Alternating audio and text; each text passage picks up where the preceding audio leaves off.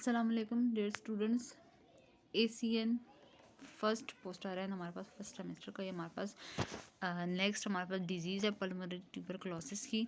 तो pulmonary tuberculosis क्या है कि ट्यूबरक्लोसिस हमारे पास एक इन्फेक्शियस डिजीज़ है primary affecting lungs parenchyma is most often caused by mycobacterium tuberculosis. It may spread to any part of the body including meninges, kidney, bones and lymph nodes. तो tuberculosis हमारे पास define किया गया है कि हमारे पास ये infectious disease है जो कि इफेक्ट करती है हमारी लंग पेरेंकाइमा को। और क्या मोस्ट कॉमन कॉज इसकी क्या है कि ये माइकोबैक्टीरियम ट्यूबरक्लोसिस एक हमारे पास माइक्रो ऑर्गेनिजम्स है जिसकी वजह से हमें क्या होता है टीबी होता है, मीन्स कि ट्यूबरक्लोसिस होता है। और ये हमारे पास बॉडी के एनी पार्ट में स्प्रेड कर सकता है, जिसमें मेनिंजेस आता है, किडनी आती है, बोन्स आते हैं और लिम्फ नोड आते हैं। तो माइकोबैक्टीरियम ट्यूबरकुलाई हमारे पास ये और माइक्रो ऑर्गेनिजम्स है। इसकी वजह से इस माइक्रो ऑर्गेनिजम्स की वजह से हमें टीबी होती है। इंसिडेंस इसका क्या है कि with the increased incidence of AIDS TB has become more a problem in the US and the world. कि जहाँ पर एड्स हमारे पास जो स्प्रेड हो रही है, ठीक है, उसके साथ साथ टीबी भी अब जो है वो मोस्ट प्रॉब्लम हमारे पास बन गई है इन द वर्ल्ड में और यूएस में। It is currently estimated that 1/2 of the world population 3.1 billion is infected with mycobacterium tuberculosis। कि 3.1 बिलियन लोग जो है वो हमारे पास ट्यूबरकुलाई से क्या है, इन्फेक्टेड है।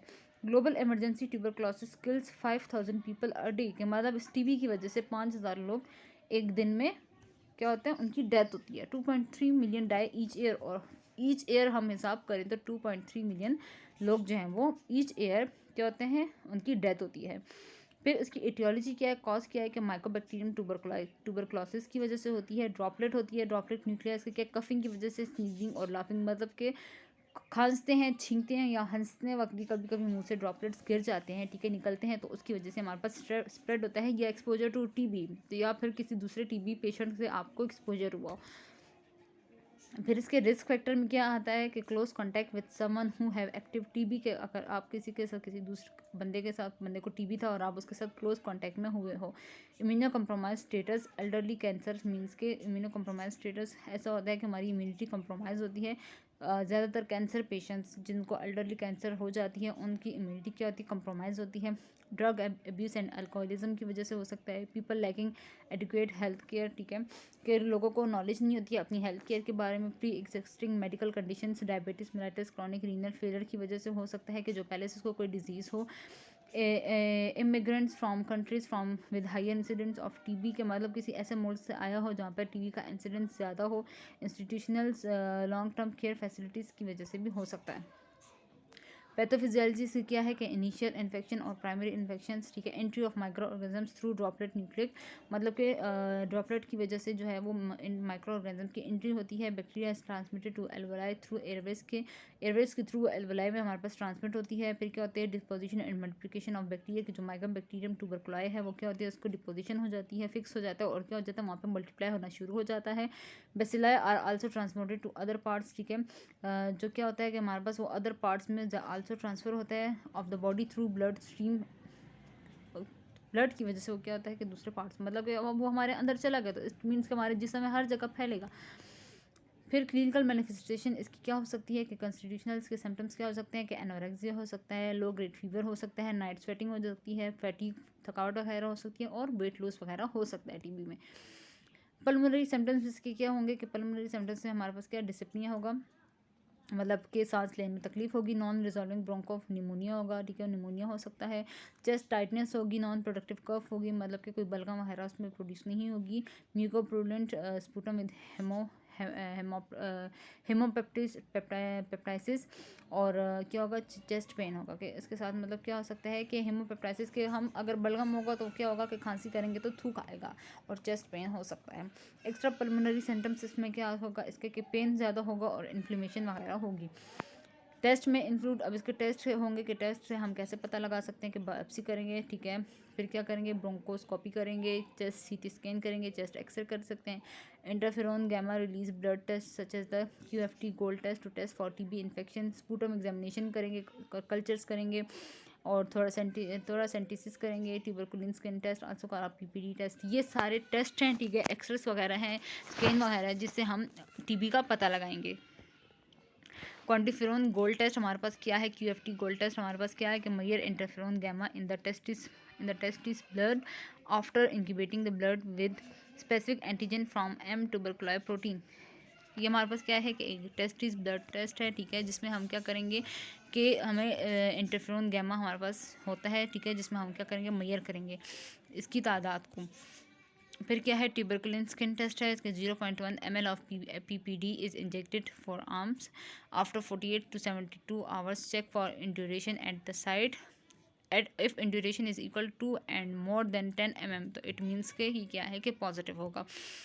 फिर हमारे पास इसकी कॉम्प्लिकेशंस क्या हो सकती है कि बोन्स स्पाइनल पेन होगा एंड जॉइंट पेन होगा, डिस्ट्रक्शन में result from TB that infect your bones, TB spine और पोर्ट स्पाइन।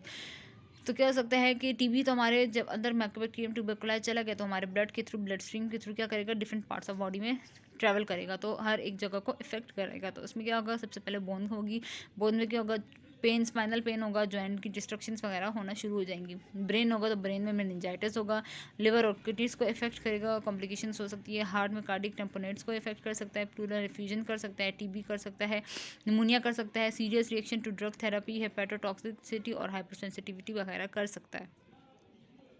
मेडिकल मैनेजमेंट इसकी क्या है कि pulmonary TB is treated primarily with anti tuberculosis agents for 6 to 12 months, ठीक है, कि हमारे पास 6 to 12 months हमारे पास TB की ट्रीटमेंट होती है। फार्माकोलॉजिकल मैनेजमेंट होता है, first line anti tuberculin medications में स्ट्रेप्टोमाइसिन, एनास्ट और INH, ये सब हमारे पास इसकी क्या है, first line anti tuberculin medications हैं, ठीक है, जो कि 6 to 12 months हमारे पास होती हैं। सेकेंड लाइन मेडिकेशन से हमारे पास ये सब मेडिकेशंस आती है जो कि हम पेशेंट्स को देते हैं। फिर थर्ड लाइन हमारे पास एट द एंड हमारे पास क्या होती है, थर्ड लाइन ड्रग्स होती है, जो other drugs that may be useful but are not on the WHO list of SLDs।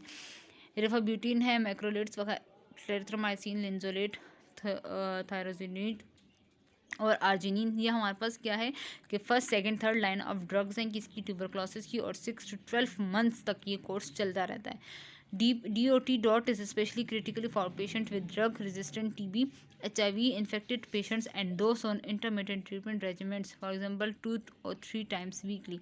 Dot test वगैरह भी किया जाता है TB को रेजिस्ट करने के लिए, ठीक है। फिर हमारे पास क्या है, नर्सिंग मैनेजमेंट है। नर्सिंग मैनेजमेंट इसकी क्या होगी कि असेसमेंट हम कैसे करेंगे, obtain history of exposure to TB, के मतलब कि कोई इससे हिस्ट्री लेंगे कि किसी TB पेशेंट के साथ एक्सपोजर तो नहीं हुआ।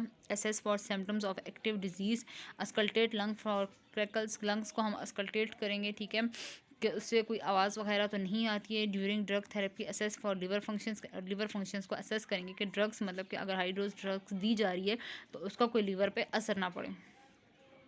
Risk for spreading infection related to nature of disease and patient symptoms, के मतलब क्या हो सकता है कि रिस्क हो सकता है किसका, कि इन्फेक्शन स्प्रेड होने का, जिसकी नेचर, डिजीज़ की नेचर की वजह से और पेशेंट्स के सिम्टम्स की वजह से हमें क्या रिस्क हो सकता है कि इन्फेक्शन स्प्रेड हो सकता है। Be aware that TB is transmitted by respiratory droplets, हमें पता होना चाहिए कि TB क्या ट्रांसमिट होती है रिस्पायरेटरी ड्रॉपलेट्स के साथ। Use high efficiency particulate mask for high risk procedure including endoscopy, mask वगैरह में यूज़ करना चाहिए। Educate patient to control the spread of infection by covering mouth and nose while coughing and sneezing, coughing और sneezing करने के वक्त हमें अपना मुंह और नाक कवर करना चाहिए। आइसोलेशन, अगर पेशेंट को TB है तो हम उसको आइसोलेट कर दें, क्यों आइसोलेट कर दें, ताकि उसके ड्रॉपलेट्स वगैरह से जो है वो किसी दूसरा पेशेंट इफेक्ट ना हो सके। Instruct about risk of drug resistance if drug regimen is not strictly and continuously followed, अगर के हमारे पास मेडिकेशंस वगैरह प्रॉपर तरीके से नहीं ली जा रही तो हम क्या कर सकते हैं, रिस्क हो सकते हैं कि वो ड्रग को रेजिस्टेंस शो करे। Carefully monitor vital science and observe for temperature changes को हम देखेंगे और वाइटल साइंस को मॉनिटर करेंगे। फिर हमारे पास क्या है, imbalance nutrition less than body requirement है, किसकी वजह से रिलेट हो सकता है कि पूरा एपेटाइट, भूख नहीं लगती है, थकावट है और उसको साथ कफ के साथ उसको बलगम आ रही है जिसका उसको खाने को दिल नहीं करता, तो एम्बेलेंस, उसके न्यूट्रिशन एम्बेलेंस हो जाएंगे कि बॉडी रिक्वायरमेंट से कम हो जाएंगे। Explain the importance of eating nutritions diet to promote healing and defense against infection, के अगेंस्ट को डिफेंस मैकेनिज्म हम क्या करेंगे, उसको बताएंगे, ठीक है, एक्सप्लेन करेंगे उसकी इंपॉर्टेंस को कि खाना, न्यूट्रिशन, सही न्यूट्रिशन हमारे लिए कितना ज़रूरी है। प्रोवाइड स्मॉल फ्रीक्वेंट मील्स, ठीक है। Monitor weight of the patient, monitor करेंगे, ठीक है, क्योंकि TB में वेट लॉस होता है तो पेशेंट का साथ साथ वेट चेक करते रहेंगे। Administer vitamin supplements as order, और वाइटामिन सप्लीमेंट्स भी पेशेंट के लिए ज़रूरी है, क्योंकि अगर उसका खाने पीने को दिल नहीं करा तो वाइटामिन सप्लीमेंट्स हमें क्या करना चाहिए, रेगुलेट करना रखना चाहिए।